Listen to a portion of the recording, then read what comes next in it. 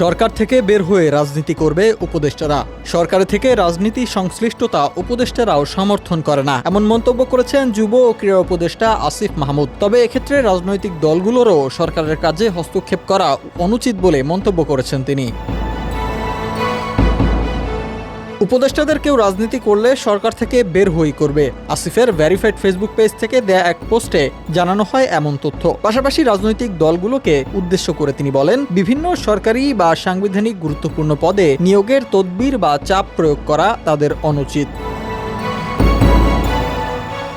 শুধু আসিফই নয়, উপদেষ্টা নাহিদ ইসলাম, বৈষম্য বিরোধী ছাত্র আন্দোলনের অন্যতম সমন্বয়ক হাসনাত আব্দুল্লাহ ও সার্জিস আলম সহ অনেকেই এ বিষয়টি নিয়ে দেখিয়েছেন তীব্র প্রতিক্রিয়া। মূলত বিএনপি মহাসচিব মির্জা ফখরুল ইসলাম আলমগীরের দেয়া এক বিবৃতির প্রেক্ষিতে এমন প্রতিক্রিয়া দেখাচ্ছেন ছাত্রনেতারা।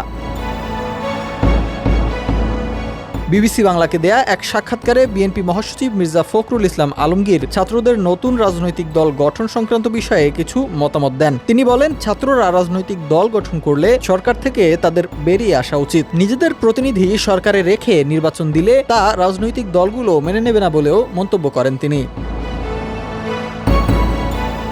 এ সময় সাংবাদিকের করা এক প্রশ্নের জবাবে তিনি বলেন, বাংলাদেশে দ্রুত নির্বাচন অনুষ্ঠিত হলে সেটি বিএনপি ভারপ্রাপ্ত চেয়ারম্যান তারেক রহমান দেশে আসার আগেও করা যেতে পারে। এ সময় 2018 সালের নির্বাচনে বিএনপির উপস্থিতির কথাও উল্লেখ করেন তিনি।